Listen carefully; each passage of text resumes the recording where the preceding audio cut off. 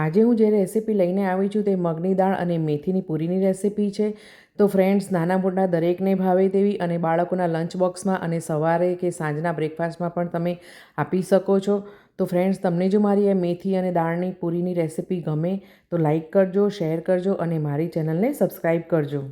જય અંબે, જય શ્રી કૃષ્ણ મિત્રો. કુમુસ કિચનમાં તમારું સ્વાગત છે.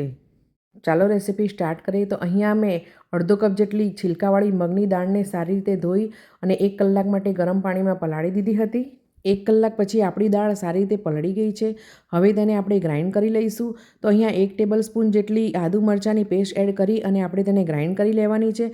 અને જો પાણીની જરૂર લાગે તો 1-2 ટેબલ સ્પૂન જેટલું પાણી એડ કરી અને તેની સ્મૂથ પેસ્ટ બનાવી લઈશું. મગની દાળની આ પેસ્ટને આપણે સાઈડ પર મૂકી દઈશું. હવે આપણે 1 કપ જેટલી મેથી લઈ લેવાની છે. તો મેથીને મેં સારી રીતે ધોઈ અને કટ કરી લીધેલી છે. અહીંયા ગેસ ઉપર મેં એક પેન મૂકી દીધું છે. તેમાં 1 ટીસ્પૂન જેટલું તેલ એડ કરી અને મેથીને આપણે થોડી સોતે કરી લઈશું. તો આ મેથીને આપણે જ્યાં સુધી થોડી ડ્રાય થાય ત્યાં સુધી સોતે કરવાની છે. તો લગભગ 3 થી 4 મિનિટમાં આ મેથી એકદમ ડ્રાય થઈ જશે. આ રીતે સોતે કરવાથી મેથીમાં રહેલી કડવાશ થોડી ઓછી થઈ જાય છે. મેથી સારી રીતે સોતે થઈ ગઈ છે. તેને સાઈડ પર મૂકી દઈશું. હવે એક બાઉલ લઈ લઈશું. તેમાં તૈયાર કરેલી મગની દાળની પેસ્ટ એડ કરીશું. મગની દાળની પેસ્ટ એડ કર્યા પછી તેમાં સોતે કરેલી મેથી એડ કરીશું અને એમાં ડ્રાય મસાલા એડ કરીશું. ડ્રાય મસાલામાં આપણે અજમો, તલ, હળદર, ધાણા જીરું, ચીલી ફ્લેક્સ, સ્વાદ પ્રમાણે મીઠું અને 1 થી 1.5 ટીસ્પૂન જેટલું તેલ એડ કરી અને બધી જ વસ્તુને આપણે સારી રીતે મિક્સ કરી લઈશું. દરરોજ સવારે ઉઠીને એક જ ક્વેશ્ચન થાય છે કે આજે બાળકોના લંચ બોક્સમાં શું આપીશું અને બ્રેકફાસ્ટમાં પણ શું બનાવીશું. તો દાળ મેથીની આ પૂરી એકદમ બેસ્ટ ઓપ્શન છે.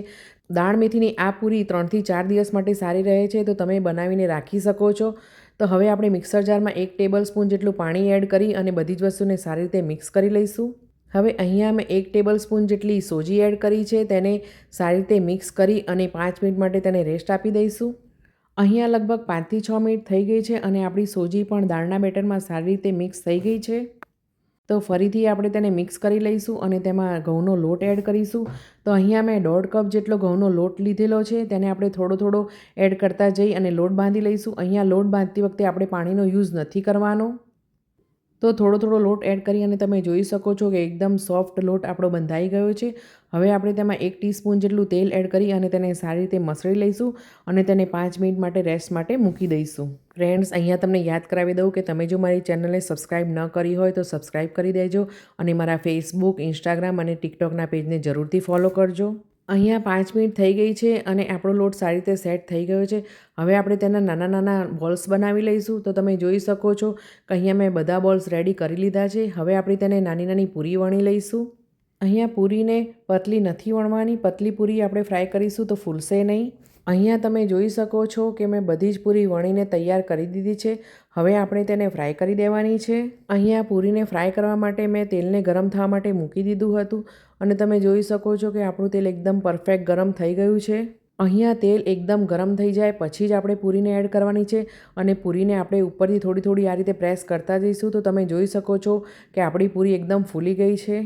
અહીંયા તમને એક ખાસ ટિપ્સ આપી દઉં કે જો આપણે કોઈપણ પ્રકારની પૂરી ફ્રાય કરતા હોઈએ ત્યારે પૂરીને આપણે હાઈ હીટ ઉપર જ ફ્રાય કરવાની છે. હાઈ હીટ ઉપર પૂરીને ફ્રાય કરવાથી તેમાં તેલ રહેતું નથી અને પૂરી એકદમ ફૂલીને દડા જેવી થઈ જાય છે. ફ્રેન્ડ્સ, મગની દાળ અને મેથીની આ પૂરીની રેસીપીની બધી જ ઇન્ગ્રીડિયન્ટ્સનું મેજરમેન્ટ મેં મારા આ વિડીયોમાં આપેલું છે. તો તમે તમારા ફ્રેન્ડ્સ અને ફેમિલીમાં ચોક્કસથી શેર કરજો. ફ્રેન્ડ્સ, અહીંયા તમને એક પૂરી તોડીને પણ બતાવી દઉં કે તમે જોઈ શકો છો કે અંદર બિલકુલ પણ તેલ રહ્યું નથી અને જોતાં જ ખાવાનું મન થઈ જાય તેવી એકદમ ટેસ્ટી પૂરી બની છે. તો તમે ઘરે ચોક્કસથી ટ્રાય કરજો. ફ્રેન્ડ્સ, તમને જો મારી આ રેસીપી ગમી હોય તો લાઇક કરજો, શેર કરજો અને મારી ચેનલને સબસ્ક્રાઈબ કરજો. તમે મને ફેસબુક, ઇન્સ્ટાગ્રામ, યુટ્યુબ અને ટિકટોક ઉપર પણ ફોલો કરી શકો છો. તો ચોક્કસથી ફોલો કરજો. હવે આપણે મળીશું નેક્સ્ટ રેસીપીમાં. ત્યાં સુધી જય શ્રી કૃષ્ણ ફ્રેન્ડ્સ.